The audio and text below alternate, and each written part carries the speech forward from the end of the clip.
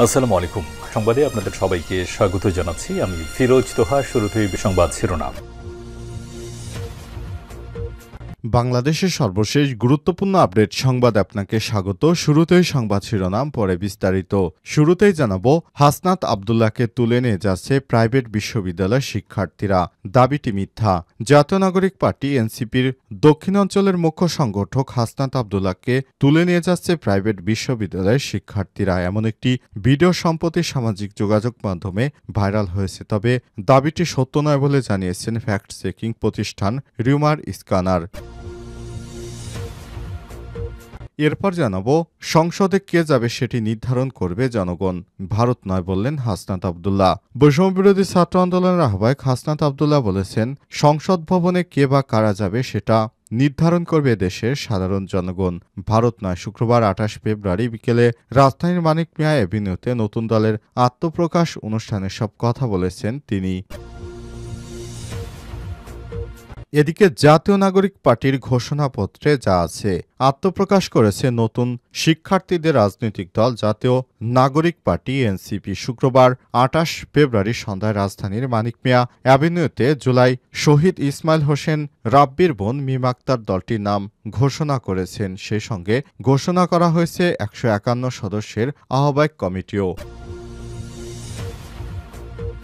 এবারে জানাবো, নতুন দলের সঙ্গে আলোচনার দরজা খোলা থাকবে বললেন গোলাম পরোয়ার। তরুণদের নতুন রাজনৈতিক দলকে স্বাগত জানিয়েছে বাংলাদেশ জামাত ইসলামী। এই প্রসঙ্গে দলটির সেক্রেটারি জেনারেল মিয়া গোলাম পরোয়ার বলেছেন, যে কোনো বিষয় নিয়ে আমাদের সঙ্গে আলাপ আলোচনার জন্য শিক্ষার্থীদের নতুন রাজনৈতিক দলের জন্য দরজা খোলা থাকবে। এদিকে রাজবাড়ীতে মাদক ব্যবসায়ী মাসুদ গ্রেপ্তার। রাজবাড়ীতে অভিযান চালিয়ে অস্ত্র ও মাদক ব্যবসায়ী এবং শীর্ষ সন্ত্রাসী মাসুদ রানাকে গ্রেপ্তার করেছে জেলা গোয়েন্দা শাখা ডিবি। শুক্রবার ২৮ ফেব্রুয়ারি বিকাল ৫:৩০টার দিকে রাজবাড়ী সদর দয়ালনগর এলাকা থেকে তাকে গ্রেপ্তার করা হয়। এবং সর্বশেষ জানাবো, জবির দেয়ালে জয় বাংলা লেখার সময় নিষিদ্ধ সংগঠন ছাত্রলীগের কর্মী গ্রেপ্তার। জগন্নাথ বিশ্ববিদ্যালয়ের দেয়ালে জয় বাংলা লেখার সময় নিষিদ্ধ ঘোষিত এক ছাত্রলীগ কর্মীকে আটক করেছে বিশ্ববিদ্যালয়ের শিক্ষার্থীরা। আটককৃত ছাত্রলীগ কর্মী নিজের নাম রেজানুল করিম চয়ন ৩১ বলে দাবি করেছেন। প্রিয় দর্শক, এতক্ষণ শুনছিলেন সংবাদ শিরোনাম, এবারে বিস্তারিত। তবে তার আগে বন্ধুরা, অনুরোধ থাকবে সংবাদটিতে একটি লাইক দিন। এই চ্যানেলে আপনি নতুন হয়ে থাকলে আমাদের সংবাদটি দেখতে দেখতে চ্যানেলটি সাবস্ক্রাইব করে রাখুন, যাতে করে বন্ধুরা আমাদের পরবর্তী লেটেস্ট আপডেট সংবাদগুলো সবার আগে আপনার কাছে পৌঁছে যায়। কমেন্ট করে আপনার মূল্যবান মতামত জানিয়ে দিন আপনি বিশ্বের কোন দেশ থেকে বা বাংলাদেশের কোন স্থান থেকে আমাদের সংবাদটি দেখছেন এবং শুনছেন। এবারে বিস্তারিত। হাসনাত আব্দুল্লাহকে তুলে নিয়ে যাচ্ছে প্রাইভেট বিশ্ববিদ্যালয়ের শিক্ষার্থীরা, দাবিটি মিথ্যা।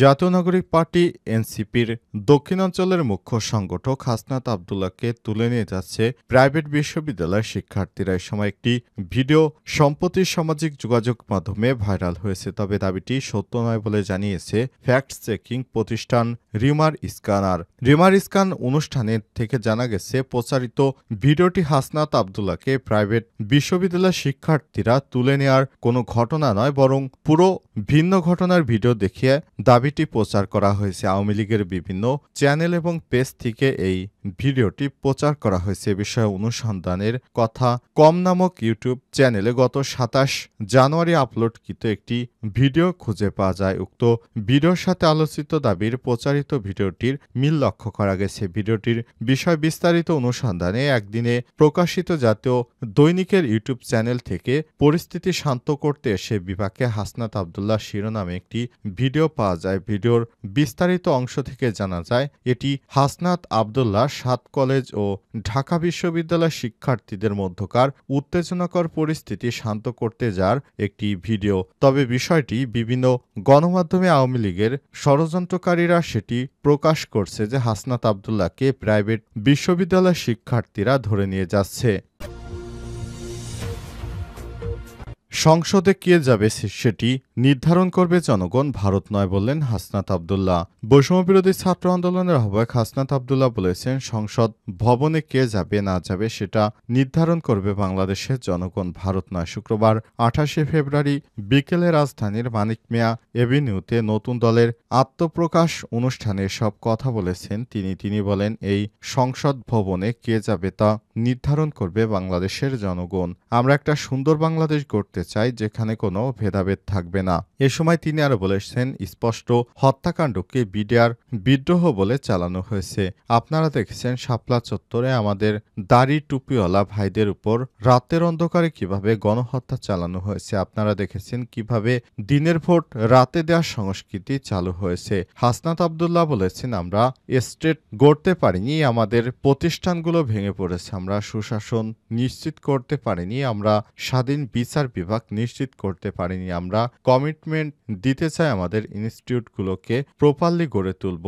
বিভাজনের রাজনীতি ভুলে গিয়ে আমরা একত্ববদ্ধ হয়ে সবসময় একসঙ্গে কাজ করব, আগামীর বাংলাদেশ গড়ব বলেও জানিয়েছেন হাসনাত আব্দুল্লাহ। বৈষম্যবিরোধী ছাত্র আন্দোলনের অন্যতম সমন্বয়ক হাসনাত আব্দুল্লাহ বেশ আলোচনায় রয়েছেন। জাতীয় নাগরিক পার্টির ঘোষণাপত্রে যা আছে আত্মপ্রকাশ করেছে নতুন রাজনৈতিক দল জাতীয় নাগরিক পার্টি এনসিপি। শুক্রবার ২৮ ফেব্রুয়ারি সন্ধ্যায় রাজধানীর মানিক মিয়া অ্যাভিনিউতে জুলাইয়ের শহীদ ইসমাইল হোসেন রাব্বির বোন মিম আক্তার দলটির নাম ঘোষণা করেন। সেই সঙ্গে ঘোষণা করা হয়েছে ১৫১ সদস্যের আহ্বায়ক কমিটিও।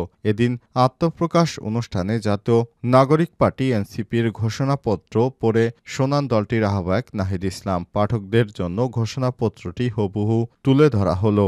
জুলাই ২০২৪-এ ছাত্র জনতার অভ্যুত্থানের প্রেক্ষাপটে বৈষম্যবিরোধী ছাত্র আন্দোলনের নেতৃত্বে এবং জাতীয় নাগরিক কমিটির উদ্যোগে আমরা বাংলাদেশের ছাত্র জনতা এই মর্মে ঘোষণা করছি, আমরা হাজার বছরের ঐতিহাসিক পরিক্রমায় বঙ্গীয় বদ্বীপের জনগোষ্ঠী হিসেবে এক সমৃদ্ধ এবং সক্রিয় সংস্কৃতি নিয়ে দাঁড়িয়ে আছি। প্রায় ২০০ বছরের ব্রিটিশ ঔপনিবেশিক শাসনের বিরুদ্ধে দীর্ঘ লড়াইয়ের পর ১৯৪৭ সালে পাকিস্তান রাষ্ট্রের গোড়াপত্তন ঘটে। তবে শোষণ ও বৈষম্য থেকে দেশের গণমানুষকে মুক্তি মেলেনি। ফলে দীর্ঘ ২৩ বছর সংগ্রামের ধারাবাহিকতায় ১৯৭১ সালে মহান মুক্তিযুদ্ধের মাধ্যমে লাখো শহীদদের রক্তের বিনিময়ে স্বাধীন বাংলাদেশ রাষ্ট্রের জন্ম হয়েছে। কিন্তু স্বাধীনতার পর দীর্ঘ সময় ধরে বাংলাদেশের জনগণকে বারবার গণতন্ত্রের জন্য লড়াই করতে হয়েছে। ১৯৯০ সালে ছাত্র জনতা বুকের তাজা রক্ত দিয়ে সামরিক স্বৈরাচারকে হটিয়েছে। তথাপি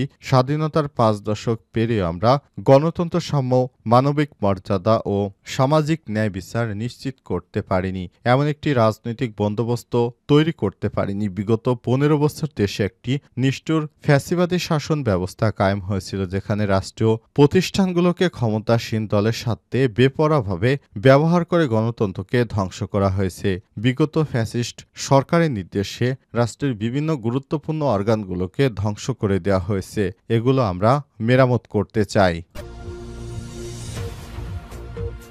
নতুন দলের সঙ্গে আলোচনা দরজা খোলা থাকবে বললেন গোলাম পরোয়ার। তরুণদের নতুন রাজনৈতিক দলকে স্বাগত জানিয়েছে বাংলাদেশ জামাত ইসলাম। এই প্রসঙ্গে দলটির সেক্রেটারি জেনারেল মিয়া গোলাম পরোয়ার বলেছেন, নতুন দলের সঙ্গে যে কোনো বিষয়ে আলাপ আলোচনার জন্য তাদের দরজা খোলা থাকবে। শুক্রবার ২৮ ফেব্রুয়ারি বিকেলে সংসদ ভবনের সামনে মানিক মিয়া অ্যাভিনিউয়ে দলটির আত্মপ্রকাশ অনুষ্ঠানে উপস্থিত হলে সাংবাদিকদের এক প্রশ্নের জবাবে জামাত ইসলামের সেক্রেটারি জেনারেল এসব কথা বলেছেন। ইতিমধ্যে অনুষ্ঠানে যোগ দিয়েছেন বিভিন্ন রাজনৈতিক দলের নেতা, সুশীল সমাজের প্রতিনিধি। এদের মধ্যে নাগরিক ঐক্যের সভাপতি মাহমুদুর রহমান মান্না, গণসংহতি আন্দোলনের প্রধান সমন্বয়কারী জোনায়েদ সাকি, হেফাজতে ইসলামের নায়েবে আমির আহমেদ আলী কাসেমি, বিকল্পধারা মেজর অবসরপ্রাপ্ত আব্দুল মান্নান, বাংলাদেশ খেলাফতে মজলিসের মহাসচিব মাওলানা জালাল উদ্দিন আহমেদ, লেবার পার্টির একাংশ চেয়ারম্যান মুস্তাফিজুর রহমান ইরান, ইসলামী ঐক্যজোটের সভাপতি জসিম উদ্দিন, বিএলডিপির চেয়ারম্যান শাহাদাত হোসেন সেলিম, বাংলাদেশ খেলাফতে মজলিসের মহাসচিব আহমেদ আবদুল্লাহ কাদের প্রমুখ। এর আগে মিছিল নিয়ে রাজধানীর মানিক মিয়া অ্যাভিনিউ জড়ো হয়ে ছাত্র জনতা তরুণদের নতুন রাজনৈতিক দল জাতীয় নাগরিক পার্টি আত্মপ্রকাশ ঘিরে পতাকা হাতে মিছিল নিয়ে নানা স্লোগান দিয়েছেন তারা।